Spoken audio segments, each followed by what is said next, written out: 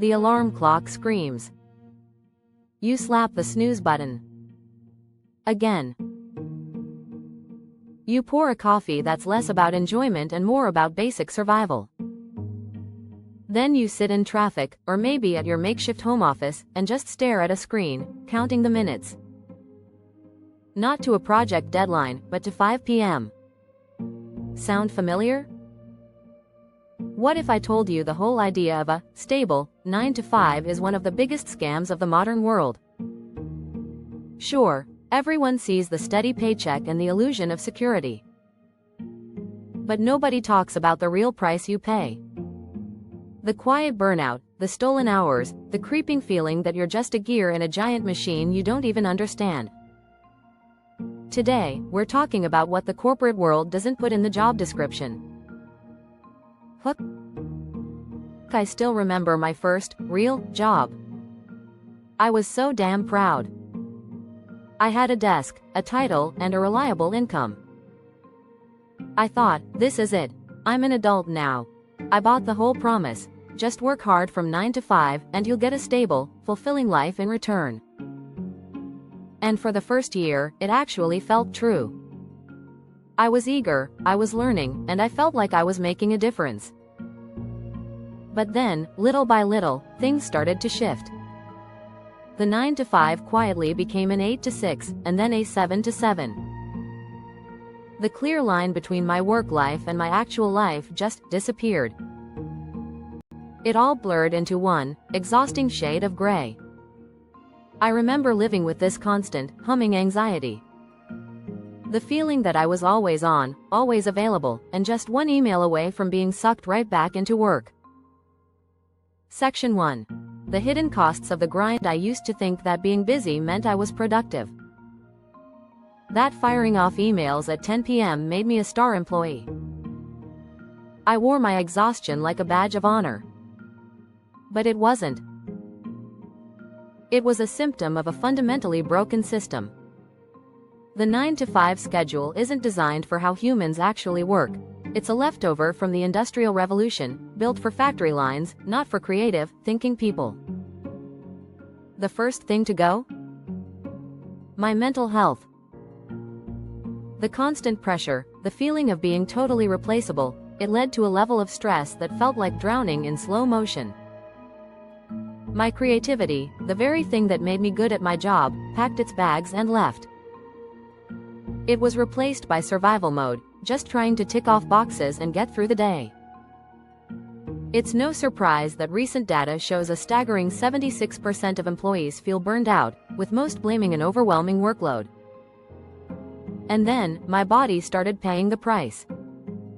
The endless sitting, the screen glare, the sad desk lunches. My back ached constantly.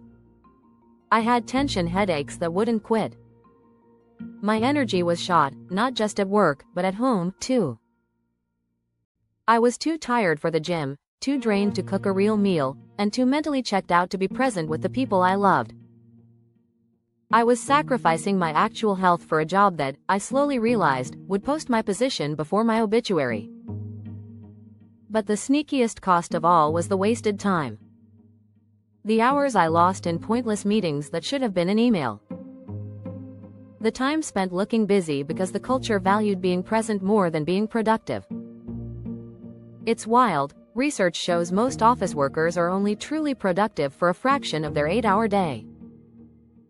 One poll even found that 45% of workers admitted to doing 4 hours of actual work or less. I was trading the finite, precious hours of my life for, what? Another bullet point on my resume? The math just wasn't adding up. CTA. So, how did I break that cycle? It wasn't some dramatic movie scene where I flipped a desk and rage quit. It was about taking back my life, one small, strategic change at a time, from inside the system.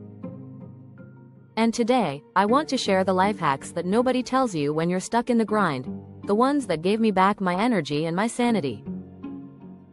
If any of this is hitting home, do me a favor and hit that subscribe button. And drop a comment below. What's the one thing about the 9 to 5 that drains you the most? Let's get into it. Section 2. The life hacks to reclaim your sanity. Alright, let's get to the good stuff. These aren't your basic, boring productivity tips. This is about a radical shift in how you look at your job and your life. Life hack number 1. Build your fortress. The hard boundary reset. The corporate world loves to preach work-life balance, but let's be real, those boundaries are designed to be broken. Your first act of rebellion is to make them concrete. Define your work hours and then treat them like a sacred vow. When it's 5 p.m., you're done. Not, I'll just check one more email. Done. Done. Turn off the notifications on your phone. Seriously. Create a separate user profile on your computer just for work so you aren't staring at work apps after hours. The world won't catch fire if you reply at 9 a.m. tomorrow instead of 9 p.m. tonight. Learning to say no is a superpower. It feels scary at first, but it teaches people how to treat your time. You are not a 24/7 resource. You're a person. Protecting your time isn't selfish, it's survival. Life hack number 2. Master your energy, not your time. The biggest lie of the 9 to 5 is the 8-hour workday. Our brains don't operate in one long, 8-hour slog. We work in cycles, sprints of focus and periods of rest. The most successful people don't manage their time, they manage their energy. Start by figuring out when you're at your sharpest. Are you a morning person or an afternoon powerhouse? Protect that peak time like a dragon guards its gold, and use it for your most important work. Try the Pomodoro technique, 25 minutes of intense focus, then a 5-minute break to completely step away. It sounds almost too simple, but it works with your brain's natural rhythm, not against it. It prevents the fatigue that comes from trying to sprint a marathon. Stop seeing your day as one giant block of work. It's a series of short sprints with recovery time built in. You'll do better work and feel less like a zombie at the end of the day. Life hack number 3. Schedule your self-care like a CEO meeting. If it's not on your calendar, it doesn't exist. We schedule every meeting, deadline, and dentist appointment, but we leave our own well-being up to chance. That stops now. You have to schedule self-care with the same seriousness as a meeting with your boss. Block out 30 minutes for a walk at lunch. Put your gym sessions on the calendar. Schedule a no screens hour before bed. Good sleep, decent food, and regular movement are not luxuries, they are the non-negotiable foundation of your resilience.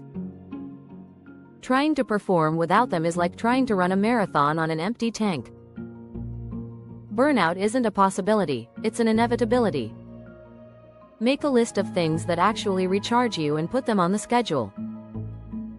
You don't find time for this stuff, you make time. Life hack number 4. Find the meaning in the mundane. Let's be honest, not every part of your job is going to fill you with a deep sense of purpose. A lot of it is just work. The secret is to reframe it. Instead of dwelling on how tedious a task is, focus on what you're getting from it. Are you building a new skill? Are you making an ally out of a colleague? Are you getting a backstage pass to how a complex business runs? Even if this job isn't your forever passion, you can treat it as a paid education. Find one thing each day that connects to your personal growth.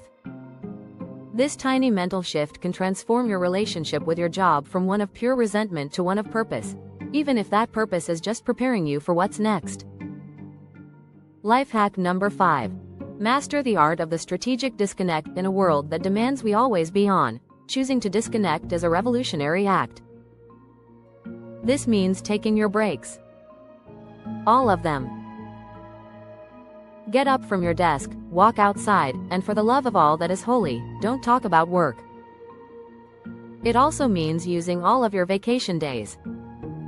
They are part of your salary. Not taking them is like lighting a pile of your own money on fire. And it's not just physical breaks. Practice disconnecting mentally with things like mindfulness or meditation.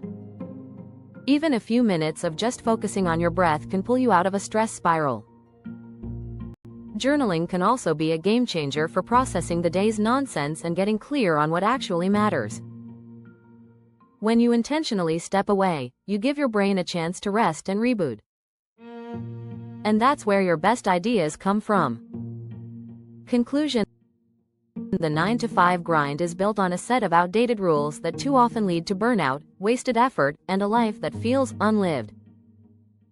We've been sold this idea that it's the only safe path, but the hidden costs to our mental health, our physical well-being, and our sanity are just too damn high. But you don't have to be a victim of this system. You can be a renegade within it. By setting hard boundaries, managing your energy, scheduling self-care, finding your own meaning, and strategically disconnecting, you can take your life back. You can reclaim your power. This isn't about hating on everyone with a traditional job.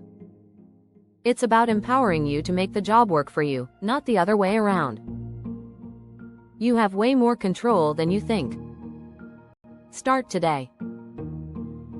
Start small. Reclaim your energy, protect your peace, and start building a life that feels as good on the inside as it looks on the outside. And hey, if you found this helpful, be sure to subscribe for more honest conversations about building a life you actually love. I'll see you in the next one.